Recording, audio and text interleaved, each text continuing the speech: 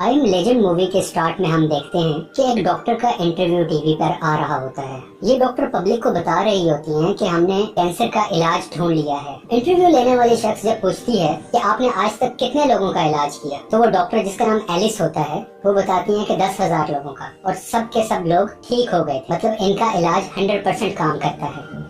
और ये इंटरव्यू खत्म हो जाता है और मूवी की कहानी 3 साल बाद की दिखाई जाती है। यहाँ पर अमेरिका के शहर मैनहट्टन को दिखाया जाता है, जो मुकम्मल तरीके से वीरान हो जाता है। यहाँ पर बहुत सी गाड़ियाँ लगी होती हैं, लेकिन कोई भी शख्स नहीं होता। तमाम बिल्डिंग्स खाली होती हैं, कोई इंसान यहाँ पर नजर नहीं आ रहा होता। और उसी वक्त हम देखते हैं कि लाल कलर की कार बहुत स्पीड से आ रही होती है। और इस गाड़ी के अंदर इस फिल्म के मेन हीरो विल स्मिथ होते हैं, और विल स्मिथ का डॉग भी इसी गाड़ी के अंदर मौजूद होता है। हम ये देखते हैं कि ये तेज गाड़ी चलाते हुए हिरन का शिकार कर रहे होते हैं। हिरन तेजी से भाग रही होती है और वो स्पीड में इसके पीछे जा रहे होते। काफी स्ट्रगल के बाद जब ये हिरन का शिकार करने लगते हैं, तो उसी वक्त एक शेरनी आ जाती है और वो इस हिरन को झपट कर उसका शिकार कर लेती है। अब विल स्मिथ चाहते तो अपनी गन से शेरनी को मारकर ये शिकार हासिल कर सकते थे, लेकिन वो इस चीज को इग्नोर कर देते हैं क्योंकि शाम हो जाती है और विल स्मिथ की घड़ी का भी अलार्म बज जाता है। इस अलार्म का मकसद होता है कि उनको अब घर वापस लौटना है और कोई भी चीज हो उसको इग्नोर करना है और लाजमी अपने घर में वापस पहुंचना है। विल स्मिथ को घर इसलिए जाना होता है क्योंकि इस शहर में कोई और इंसान तो नहीं मौजूद, लेकिन बहुत से म्यूटेंट्स मौजूद होते हैं। इस फिल्म में म्यूटेंट्स को डार्क सीकर्स का नाम दिया गया है। ये डार्क सीकर्स सिर्फ रात को बाहर निकलते हैं क्योंकि दिन में ये रोशनी बर्दाश्त नहीं कर सकते। इसीलिए विल स्मिथ का अलार्म बजता है और वो अपने घर चले जाते। अब वो अपने घर में पहुंच चुके हैं। अब घर के अंदर विल स्मिथ और उनका डॉग मिलकर खाना खाते हैं और अपने घर को मुकम्मल तरीके से सील कर देते हैं। तमाम डोर्स को लॉक कर दिया जाता है और तमाम लाइट्स को भी ऑफ कर दिया जाता है, ताकि बाहर से किसी भी डार्क सीकर मीन्स वो म्यूटेंट्स, उनको पता ना चल सके कि घर के अंदर कोई मौजूद है। विल स्मिथ को अपने डॉग से बहुत प्यार होता है और हम ये देखते हैं कि विल स्मिथ और उसका डॉग एक बाथटब में मिलकर सो रहे होते हैं और इसी दौरान बाहर से बहुत डार्क सीकर्स की भी आवाज आ रही होती है। और अब यहाँ से कहानी फ्लैशबैक में जाती है। अब कहानी क्योंकि फ्लैशबैक में चली गई है और हम ये देखते हैं कि विल स्मिथ अपनी फैमिली के साथ होता है और वहाँ से वो अपनी बीवी और बेटी को लेकर एयरपोर्ट की तरफ निकल जाएगा। विल स्मिथ अपनी वाइफ को बताते हैं कि कम से कम 2 हफ्ते का खाना अपने पास लेकर अरेंज कर लेना और एटीएम से पैसे निकलवा कर अपने पास रखना। वो अपनी वाइफ को ये भी बताते हैं कि आर्मी 1 घंटे के अंदर इस एरिया को सील कर देगी। उसकी वाइफ बहुत परेशान होती है। वो पूछती है क्या यह वायरस हवा से फैल रहा है। इस वक्त तक विल स्मिथ को कुछ नहीं पता होता और वो कहते हैं कि हाँ, शायद कुछ ऐसा ही है। और इसके बाद ये एयरपोर्ट पहुंच जाते हैं। एयरपोर्ट पर आकर ये देखते हैं कि यहाँ बहुत से लोग मौजूद हैं क्योंकि सब लोगों को अपनी जान बचानी है और सब लोगों को इस शहर से बाहर किसी महफूज मकाम पर जाना है। लेकिन एयरपोर्ट की सिक्योरिटी सिर्फ उन लोगों को इजाजत देती है जो इन्फेक्टेड नहीं है, ताकि ये बीमारी दूसरे शहरों में ना जाए। यहाँ पर हम देखते हैं कि एक खास किस्म की मशीन सिक्योरिटी एहलकार इस्तेमाल कर रहे होते हैं जो ये बता देती है कि ये इंसान इन्फेक्टेड है या नहीं है। इस मशीन से विल स्मिथ का बच्चा तो क्लियर हो जाता है, लेकिन जब उसकी वाइफ इस मशीन से गुजरती है तो पता चलता है कि विल स्मिथ की वाइफ बुरी तरह से इन्फेक्टेड है, जिसकी वजह से सिक्योरिटी विल स्मिथ की वाइफ को जाने से रोक देती है। अब विल स्मिथ क्योंकि सीनियर ऑफिसर है तो उसको गुस्सा आता है। वो कहता है ये मेरी वाइफ है, इसको जाने दो और मेरे ऑर्डर पर मेरी वाइफ को दोबारा चेक। और जब सिक्योरिटी उसकी वाइफ को दोबारा चेक करती है तो मशीन उसको क्लियर बताती है, यानी कि अब मशीन ये बताती है कि वाइफ को कोई वायरस नहीं है और वो दूसरे शहर जा सकती है। विल स्मिथ क्योंकि एक सीनियर ऑफिसर है तो इसकी फैमिली के लिए एक हेलीकॉप्टर का अरेंज किया जाता है। ये हेलीकॉप्टर जैसे ही टेक ऑफ करता है, यानी कि उड़ जाता है,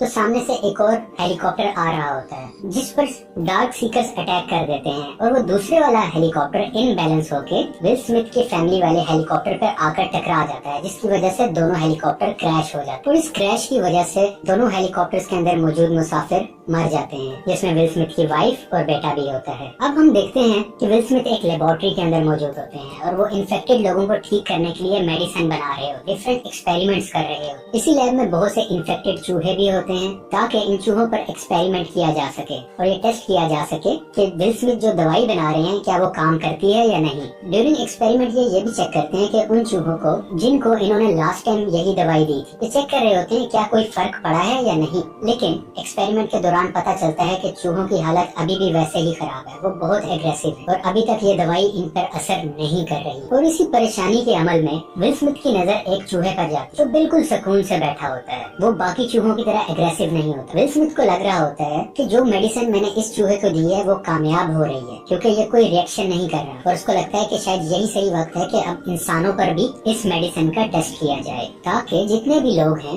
उनको इन्फेक्शन से बचाया जा सके। वो जो डार्क सीकर्स बन चुके हैं उनको दोबारा से इंसान बनाया जा सके। कहानी अब अपने मौजूदा वक्त में आ जाती है। उस वक्त की मैं बात कर रहा हूँ जब वो सिर्फ अकेला है पूरे मैनहट्टन में। विल स्मिथ बाकायदगी से एक काम डेली बेसिस पर करता है। वो रोज दिन में बाहर जाता है और FM रेडियो के थ्रू सिग्नल्स भेजता है कि अगर कोई इंसान उसे सुन रहा है तो आपको किसी भी किस्म की मदद चाहिए हो तो मैं मौजूद हूँ, मैं आपको खाना दे सकता हूँ, मैं आपको शेल्टर दे सकता हूँ, इस उम्मीद पर कि एक दिन उसे कोई ना कोई सुनेगा और उसे कोई रास्ता करेगा। वो इस बात पर बिलीव करता है कि मैं अकेला नहीं हूँगा, यहाँ पे और कोई भी हो सकता है जो मुझे सुनेगा और मैं उसे मिल सकूं या वो मुझसे मिल सके। और वो ये भी बताता है कि वो रोज 12 बजे एक ब्रिज पर अवेलेबल होता है और मैं आपको रोज वहीं पर मिलूंगा। अब शिकार के सिलसिले में विल स्मिथ को एक और हिरन नजर आता है। वो और उसका डॉग उस हिरन का पीछा करते हुए एक कमरे के करीब पहुंच जाते हैं। वो कमरे में बहुत अंधेरा हो। विल स्मिथ तो उस कमरे में दाखिल नहीं होना चाहता, लेकिन उसका कुत्ता उसी कमरे में चला जाता है जहाँ पर बहुत अंधेरा होता है। क्योंकि विल स्मिथ अपने डॉग से बहुत प्यार करता है तो वो भी अपने डॉग के लिए उस अंधेरे वाले कमरे में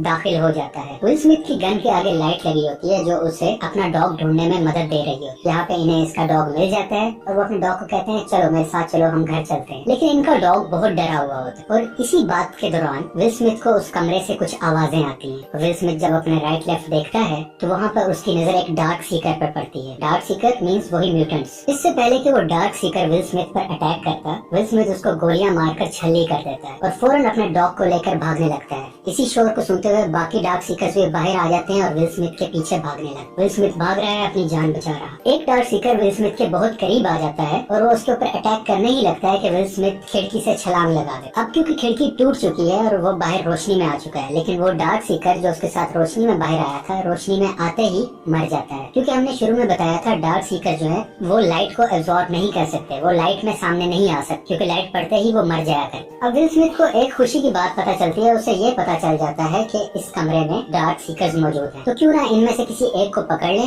और मैं अपनी लेबोरेटरी में ले जाऊं और जो मैं मेडिसिन बना रहा हूं वो मैं इन डार्क सीकर्स पर टेस्ट करके मैं जल्द से जल्द कोई प्रॉपर दवाई बना सकूं और इन सबको ठीक कर सकूं। अब डार्क सीकर्स को पकड़ने के लिए विल स्मिथ एक ऐसा जाल बनाते हैं जिसमें वो फंस जाए। एक फंदा सा बनाया जाता है और इसी दौरान वो अपने डॉग को कहते हैं कि तुम गाड़ी में बैठ जाओ क्योंकि तुम्हें इन्फेक्शन हो सकता है। यहाँ पे विल स्मिथ अपनी बात इसलिए नहीं करते क्योंकि वो डेली बेसिस पे डिफरेंट डोजेस ले रहे होते हैं, मेडिसिन ले रहे होते ताकि वो इन्फेक्शन से बच सके। थोड़ी देर में इन्हें पता चलता है कि वो जो जाल बिछाया गया था उसमें एक डार्क सीकर फंस चुका है। अब वो डार्क सीकर विल स्मिथ के कब्जे में आ चुका है। लेकिन उसी दौरान हम देखते हैं कि वो रूम जो अंधेरे वाला रूम था वहाँ से एक म्यूटेंट खिड़की पर आता है और वो बहुत जोर से चलाता है विल स्मिथ को देख, जैसे वो उससे बदला लेना चाह रहा है। खैर विल स्मिथ उस डार्क सीकर को लेकर अपनी लैब में आ जाते हैं। अब विल स्मिथ इस म्यूटेंट पर वही दवाई का इस्तेमाल करते हैं जो उन्होंने उस चूहे पे की थी। वही चूहा जो उन्हें लग रहा था कि वो ठीक हो रहा है। दवाई देने के कुछ बाद ही उस डार्क सीकर की सांसें आहिस्ता होने लग जाती, उसका हार्ट रेट कम होने लग जाता है, जिससे विल स्मिथ को लगता है, उन्हें एक उम्मीद आती है कि शायद ये ठीक हो रहा है। और उसी वक्त वो म्यूटेंट जाग जाता है और जोर से चीखे मारने लगता है और उसके बाद वो बेहोश हो जाता है और विल स्मिथ काफी मायूस हो जाते हैं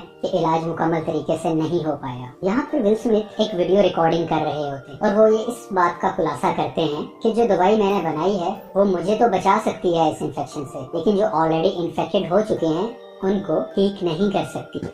और मैं बार बार इसी चीज की कोशिश कर रहा हूँ ताकि उन डार्क सीकर्स को ठीक किया जा सके। और वो ये एक और बात भी ऐड करते हैं कि आज जब मैं उस डार्क सीकर को पकड़ रहा था तो एक डार्क सीकर मुझे घूर कर देखने लगा था और वो घूरते हुए रोशनी में भी आ चुका था और रोशनी का असर उस पर कुछ नहीं हो रहा। शायद ये इस वजह से हो रहा है क्योंकि उनको भूख लग रही है और वो अपने लाइफ स्टाइल को चेंज कर रहे हैं। आहिस्ता आहिस्ता वो खुद को धूप में आने का आदी बना रहे हैं। ये सब कुछ ये वीडियो कॉन्फ्रेंस में रिकॉर्ड कर रहा होता, वीडियो रिकॉर्डिंग में। अमेरिका के शहर मैनहट्टन में रहते हुए विल स्मिथ को 1000 से ज्यादा दिन हुए हैं।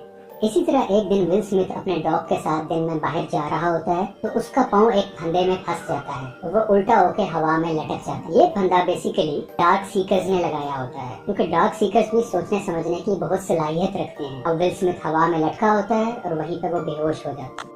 ये फंदा बिल्कुल उसी तरह लगाया गया था जैसे कि एक दिन पहले विल स्मिथ ने डार्क सीकर्स को पकड़ने के लिए लटकाया था, और अब डार्क सीकर्स ने बिल्कुल उसी तरह कॉपी करके विल स्मिथ को फंसा दिया होता है। अभी दिन का वक्त, और कुछ ही देर बाद विल स्मिथ की घड़ी का अलार्म बजने लगता है, यानी कि शाम होने वाली है, रात होने वाली है। और नीचे से विल स्मिथ का डॉग भी बार बार भौंकता है उसे उठाने के लिए कि यहाँ से आजाद हो जाओ ताकि हम निकल सके, क्योंकि ये टाइम डार्क सीकर्स का है और वो इस टाइम बाहर आ जाते हैं, और अगर वो बाहर आ गए तो विल स्मिथ की खैर नहीं।